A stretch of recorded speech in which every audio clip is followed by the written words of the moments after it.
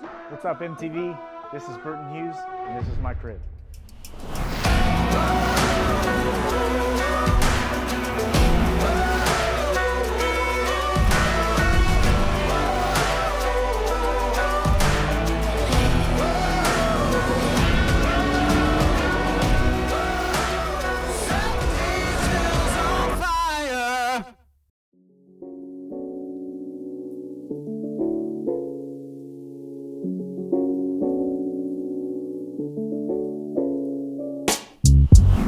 Obviously, this is an MTV, but I do want to talk about the 5 things I've learned while owning my motorcycles, and also show you around my house.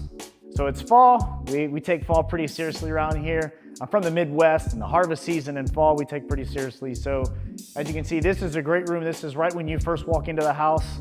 It's got 28-foot ceilings.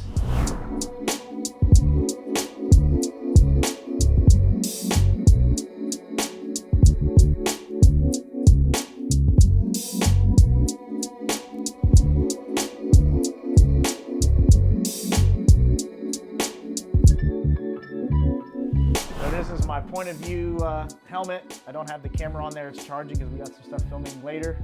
So come on into the kitchen. This is where the magic happens.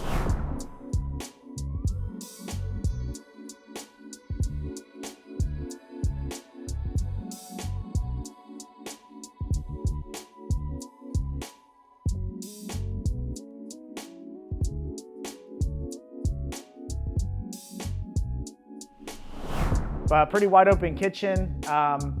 One thing is cool about this house, I have a ton of outdoor living spaces. So we have the outdoor kind of living room, outdoor, kitchen. We'll come back to that later. But again, this is more of the formal living room. This is where we watch a lot of TV. I have a home theater upstairs. We have another additional living space up there, but this is primarily when we have gatherings. This is where we watch TV, watch football. So let's check out my home office. That's where I really put the work in that allows me to have this house and my motorcycles.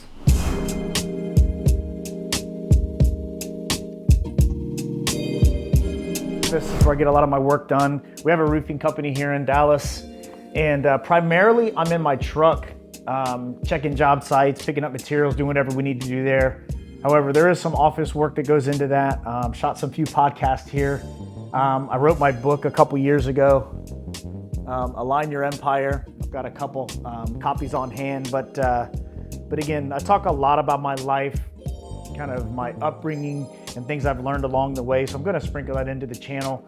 But the foundation of this book was basically Align Your Empire, and it was basically taking and challenging the work-life balance. I think that's the biggest question I get from folks is how do I get my work done, yet have a social life, have hobbies, raise my kids, whatever it is.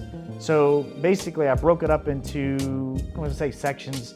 None are greater than any other. There's no one that's more important than the other, but it's based off of mindset first, faith, family, fitness, finance, and network.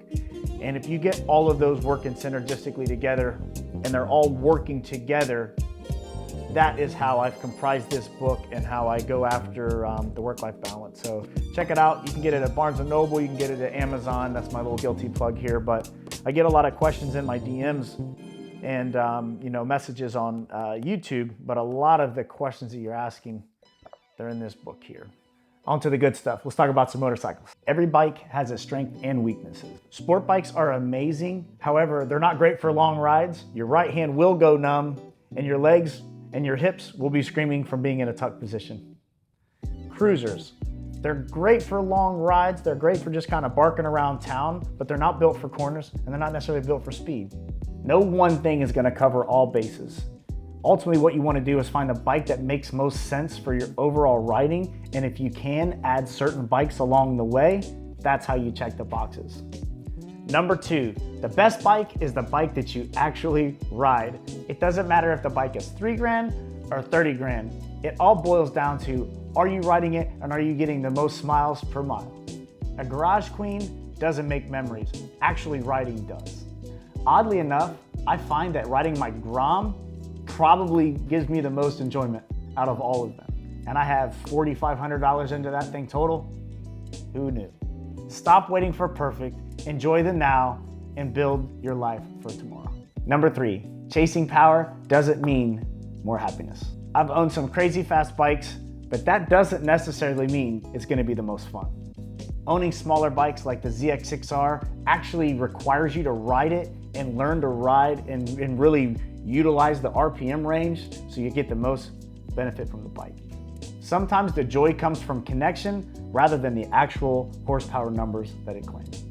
Bigger, faster, more expensive doesn't necessarily mean better, doesn't necessarily mean happiness. Happiness comes from how you actually use and enjoy the motorcycle itself. So moving on to the next room is gonna correlate to the next topic. Let's go. So number 4, maintenance matters more than horsepower. The reason I wanted to bring you into my cardio room that's off my master bath is I want to talk about like physical fitness. So as we maintain our bodies and we read books to exercise our mind, so you got your mind, you got your physical body. If you're not maintaining your bikes and you're not maintaining your body, they're not gonna last. Stay tuned, number 5 is coming at you fast.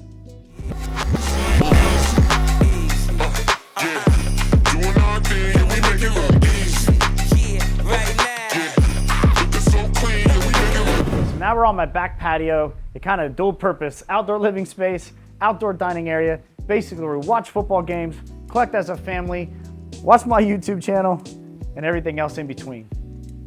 So this brings us to number 5. Every bike has its own story. I can tell you where I was in life with each bike I've owned. Some remind me of my wins, some remind me of my struggles, some remind me of when other people crashed them. Life is about collecting stories and experiences, not about just collecting stuff. After all of these years of owning motorcycles, it's not about the number that you have in your garage. It's about the memories and the experiences that you've had along the way. Now, if I were to sell all of my bikes and keep only one, that may just have to be a story for another day. Thanks for tuning into this week's video. If you haven't already, please subscribe, like, and comment, as it really does help out the channel.